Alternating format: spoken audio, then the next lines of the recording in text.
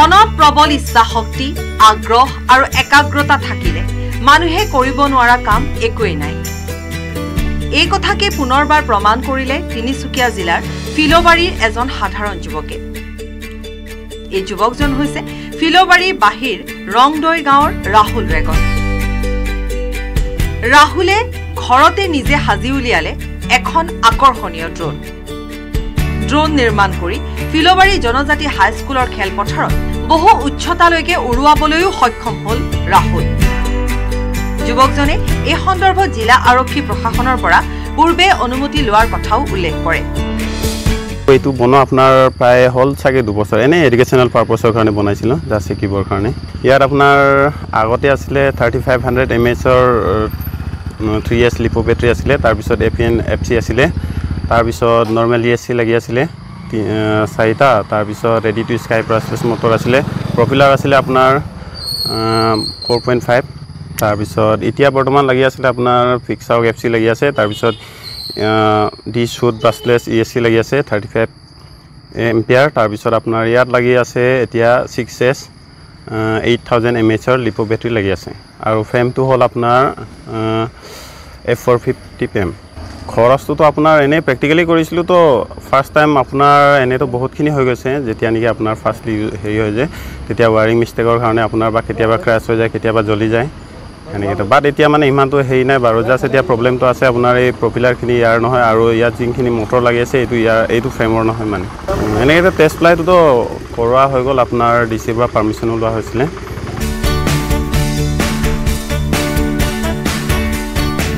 ফিলবাৰী তিনিআলিত এখন সাধাৰণ দোকান দি কৰ্মসংস্থাপনৰ বাট মুকলাই লোৱা ৰাহুলৰ এনে প্ৰচেষ্টাক সকলোৱে শলাগ লৈছে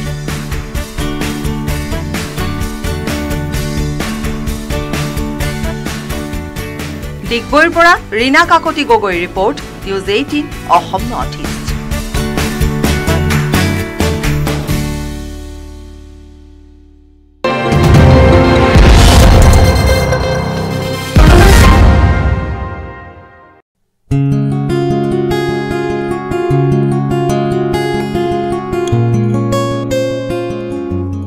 ৰাষ্ট্ৰীয় শিক্ষক বঁটাৰ বাবে নিৰ্বাচিত হৈছে ৰঙিয়াৰ এগৰাকী শিক্ষক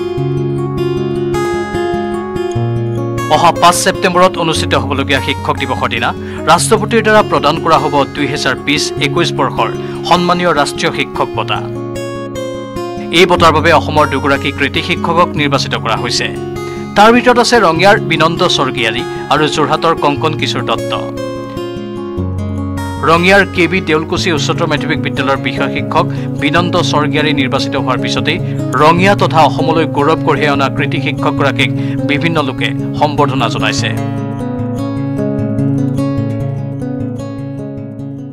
অহা 5 ছেপ্টেম্বৰৰ শিক্ষক দিৱসৰ দিনা ৰাষ্ট্ৰপতিৰ দ্বাৰা সন্মানিত হ'ব অসমৰ ভিতৰত দুগৰাকী শিক্ষক তাৰ ভিতৰত আছে ৰঙিয়াৰ বিনন্দ স্বৰ্গীয়াৰী কেবি দেউলকুচি উচ্চতৰ মাধ্যমিক বিদ্যালয়ৰ বিষয় শিক্ষক বিনন্দ স্বৰ্গীয়াৰীক ৰাষ্ট্ৰপতিৰ দ্বাৰা সন্মানিত কৰা হ'ব আমাৰ লগত বিনন্দ স্বৰ্গীয়াৰী আছে তেহেতৰ পৰা পোনে পোনে জানিব বিচাৰিম কিহৰ কাৰণে আপুনি সন্মানিত হ'ব অনুযায়ী আছে এইটো মানে ৰাষ্ট্ৰীয় শিক্ষক বঁটা শিক্ষকসকলৰ যিটো কাৰ্যক্ৰমণিকা যিবিলাক মানে শৈক্ষিক দিশত যিখিনি কাম কৰিছে সেই কামৰ মানে মূল্যাংকন কৰি পেলাই এই বঁটাটো প্ৰদান কৰা হয় গতিকে সাধাৰণতে প্ৰতিটো বছৰে 5 ছেপ্টেম্বৰৰ দিনা এই শিক্ষকসকলক ৰাষ্ট্ৰপতিৰ দ্বাৰা পুৰস্কৃত কৰা হয় গতিকে এইবেলি মই মানে নিৰ্বাচিত হৈছোঁ আৰু আপুনি কিমান দিন ধৰি শিক্ষকতা কৰি আছে মই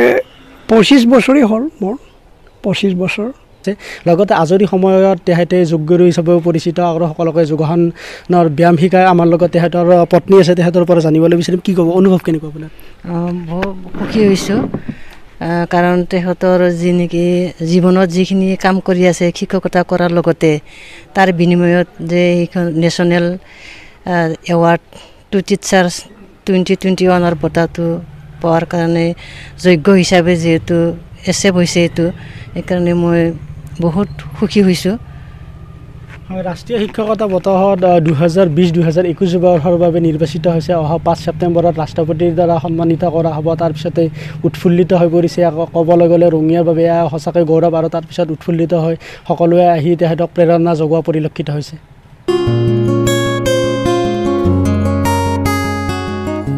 সুদীৰ্ঘ 25 বছৰে শিক্ষকতা কৰি মানৱ সম্পদ গঢ়া শিক্ষকগৰাকীৰ কৃতিত্বক লৈ উৎফুল্লিত হৈ পৰিছে বিদ্যালয়খনৰ ছাত্ৰ ছাত্ৰী তথা শিক্ষক শিক্ষয়িত্ৰীসকল।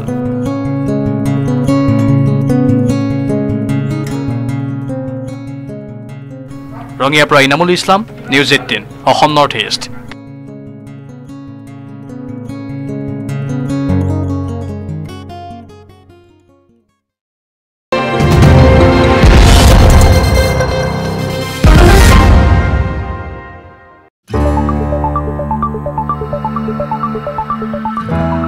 বৰঝাৰ বিমানবন্দৰত মাৰাথন দৌৰ।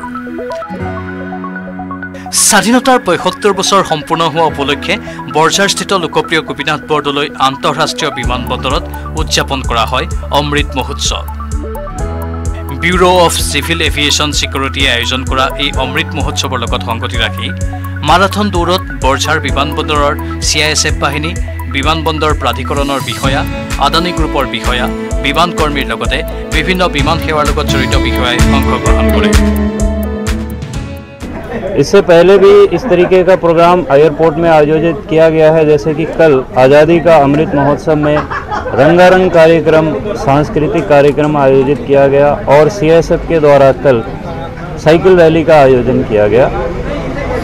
ये पूरे 2 अक्टूबर तक चलने वाले इस आज़ादी के अमृत महोत्सव में विभिन्न प्रकार के प्रोग्राम आयोजित किए जाएंगे, जिसमें हमारे देश के, हमारे संस्थान के, हमारे वर्किंग कल्चर के जो अच्छाइयाँ हैं वो प्रदर्शित करते हुए इसको दुनिया को दिखाना है कि भारत आगे बढ़ रहा है और बहुत अच्छा तरक्की कर रहा है। हमारे लोगों के बीच में स्वास्थ्य के प्रति जागरूकता, शिक्षा के प्रति जागरूकता और अपने अधिकारों और कर्तव्यों के प्रति जागरूकता फैलाने के उद्देश्य से यह कार्यक्रम आयोजित किया जा रहा है।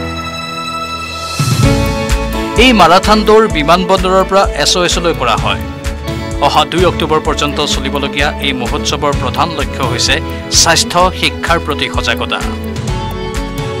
স্বাধীনতাৰ ৭৫ বছৰ উপলক্ষে অহা 2 অক্টোবৰলৈ বৰঝাৰ বিমানবন্দৰত বিভিন্ন খেল ধেমালি চলি থাকিব।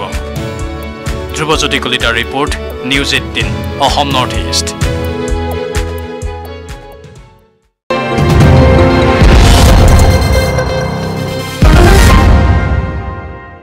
কোভিড সৃষ্ট অনাকাংক্ষিক পৰিৱেশৰ মাজতে ৰাজ্যবাসীলৈ আহিছে ইটোৰ পিছত সিটো ভাল খবৰ।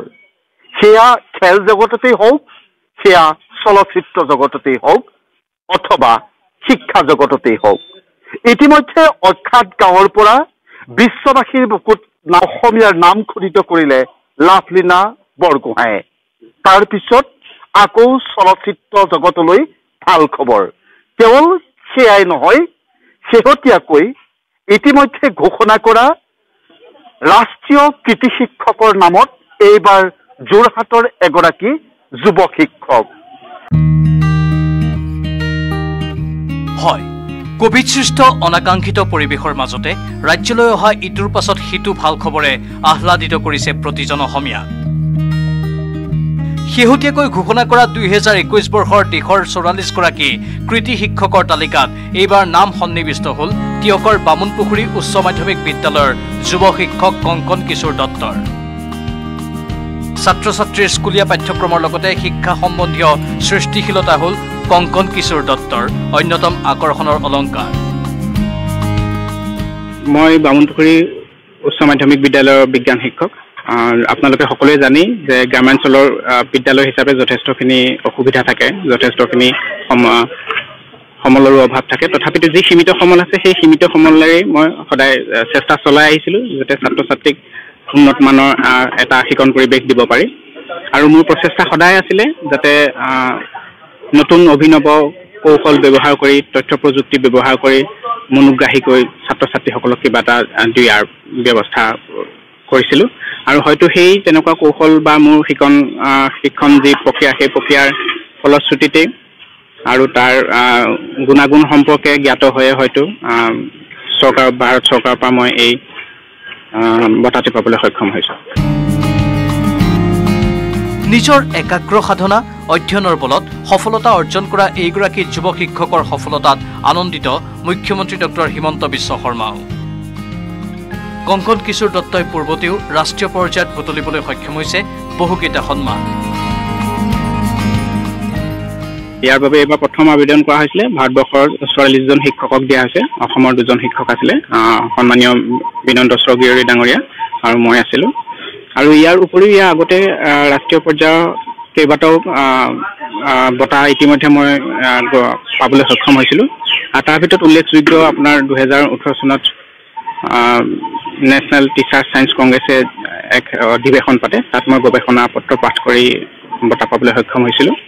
ঠিক তেনেদৰে তাৰপিছত NCERT আৰু CIETয়ে ICT মেলা আৰু চিলড্ৰেন ছায়েন্স ফেষ্টিভেল পাতে, সেই ফেষ্টিভেলতো মই শ্ৰেষ্ঠ শ্ৰব্য বঁটা লাভ কৰিছিলোঁ। এখন গ্ৰামাঞ্চলৰ চৰকাৰী বিদ্যালয়ৰ শিক্ষক কংকন কিশোৰৰ এনে সফলতাই উৎফুল্লিত কৰিছে সতীৰ্থ শিক্ষক আৰু বুদ্ধি সমাজক। উল্লেখযোগ্য যে অহা 23 আগষ্টত কৃতি শিক্ষকৰ সন্মানেৰে বিভূষিত কংকন কিশোৰ দত্ত কৰ্মৰত এইখন বিদ্যালয়ত দিল্লীৰ এটি দল উপস্থিত হৈ নিৰ্মাণ কৰিব শৈক্ষিক তথ্যচিত্ৰ। আজি গৌৰৱ অনুভৱ কৰিছোঁ আমাৰ বিদ্যালয়লৈ।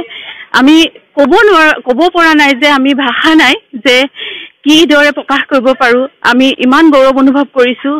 কংকন কিশোৰ দত্তলৈ আমি অভিনন্দন জ্ঞাপন কৰিছোঁ আৰু ভৱিষ্যতে তেওঁ যাতে এইদৰে সফলতাৰ বাটত গৈ থাকে তাৰ কাৰণে আমাৰ শুভকামনা। দিগন্ত হাজৰিকাৰ report, news 18 Assam north east.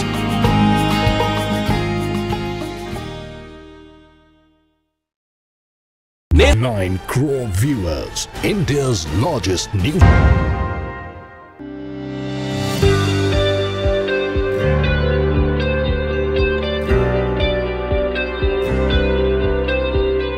কৰোণাকালীন জৰুৰী অৱস্থাই সকলোকে কৰি তুলিছে হতাশ। কিন্তু এই হতাশাৰ মাজতো স্বপ্ৰতিভাৰে জিলিকি উঠিছে বহুজন। কলিয়াবৰতো এনে সংকটকালীন পৰিৱেশত সৃষ্টিশীল কৰ্মত নিয়োজিত হৈ বিভিন্ন সৃষ্টিকৰ্মৰে ৰাইজৰ দৃষ্টি আকৰ্ষণ কৰিবলৈ সক্ষম হৈছে এজন যুৱকে। বাঁহ কাঠৰ শিল্পকৰ্মৰে ইতিমধ্যে চৰ্চিত হৈ পৰিছে কলিয়াবৰৰ চতিয়াল গাঁৱৰ যুৱক ভাস্কৰজ্যোতি দাস। বৰ্তমান নগাঁও পলিটেকনিকৰ 4ৰ্থ ষান্মাসিকৰ ছাত্ৰ ভাস্কৰজ্যোতি দাসে বাঁহৰ জৰিয়তে সাজি উলিয়াইছে বিভিন্ন আৰ্হিৰ ঘৰ, মঠ মন্দিৰ, নামঘৰ, ফুলদানি তথা অন্যান্য সৌন্দৰ্যবৰ্ধন কৰা আন সামগ্ৰী। কোভিডসৃষ্ট পৰিৱেশৰ বাবে বন্ধ হৈ আছে শিক্ষানুষ্ঠানসমূহ। এই সময়ছোৱাত সময়ৰ সদ্ব্যৱহাৰ কৰি ঘৰতেই সৃষ্টিশীল কৰ্মত ব্যস্ত ইলেক্ট্ৰিকেল ইঞ্জিনিয়াৰিং বিভাগৰ ছাত্ৰ ভাস্কৰজ্যোতি দাস। বিভিন্ন মঠ মন্দিৰ, নামঘৰৰ আৰ্হিৰ ঘৰ, ফুলদানি তথা সৌন্দৰ্যবৰ্ধন সামগ্ৰীৰ লগতে মোবাইল ষ্টেণ্ডকে ধৰি বহু সামগ্ৰী বাঁহেৰে প্ৰস্তুত কৰিছে ভাস্কৰে। ইঞ্জিনিয়াৰিঙৰ পঢ়া শুনাৰ মাজতে এই সৃষ্টিশীল কৰ্মৰে ঘৰতে বহি উপাৰ্জনমুখী হৈছে ভাস্কৰ। স্থানীয় বহু লোকে ক্ৰয় কৰিছে ভাস্কৰে প্ৰস্তুত কৰা বিভিন্ন সামগ্ৰী। মই বৰ্তমান নগাঁও পলিটেকনিকৰ ইলেক্ট্ৰিকেল ইঞ্জিনিয়াৰিং বিভাগৰ 4th চেমৰ ষ্টুডেণ্ট। কৰোণা যেতিয়াৰ পৰা আৰম্ভ হৈছিল তেতিয়াৰ পৰা চৰকাৰে লকডাউন দিলে।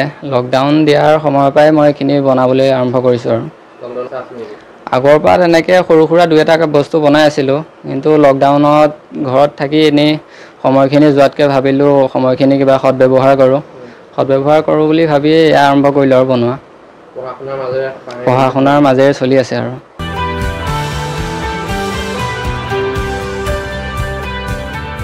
কোভিডসৃষ্ট পৰিৱেশৰ মাজতেই সৃষ্টিশীল শিল্পকৰ্মৰে সম্প্ৰতি চৰ্চিত হৈ পৰিছে অভিযান্ত্ৰিক ছাত্ৰ ভাস্কৰজ্যোতি দাস। কলিয়াবৰৰ পৰা Dibakar Das, news 18 Assam north east.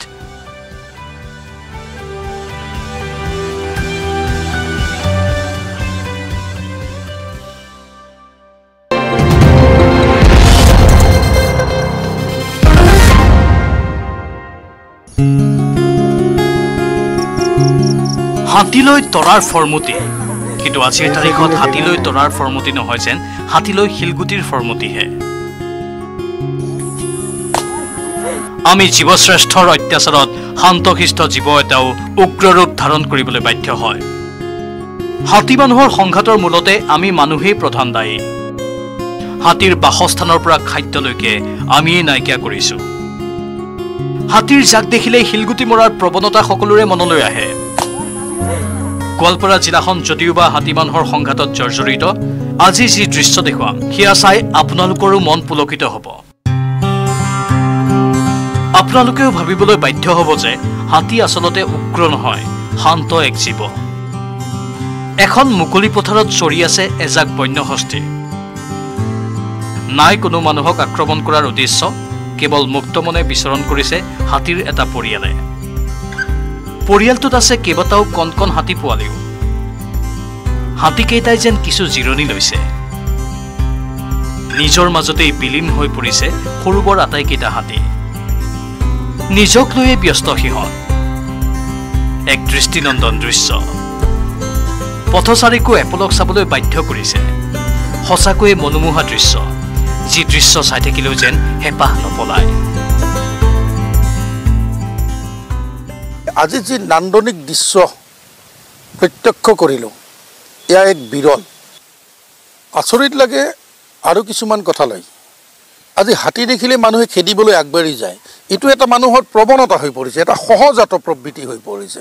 কিয় আজি আমি হাতীক খেদিবলগীয়া হ'ল? আমি নিজেও সৰুতে যেতিয়া দুই এটা হাতী গৈ থকা দেখিছিলোঁ, তেতিয়া আমি হাতীটো চাবলৈ পিছে পিছে হাতীৰ পিছে পিছে আমিও খোজ কাঢ়িছিলোঁ।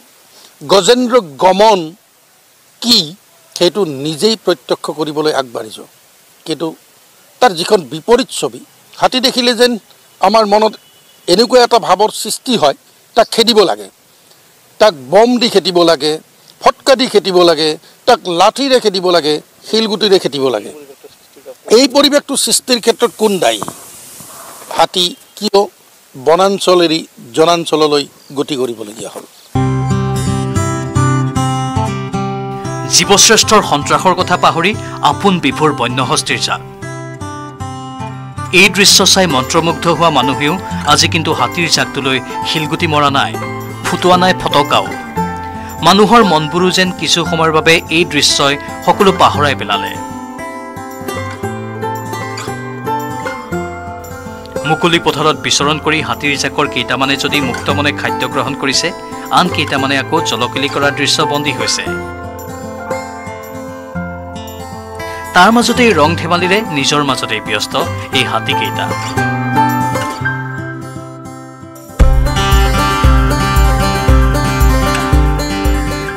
দুধনৈৰ পৰা Arup Nath, news 18, Assam north east.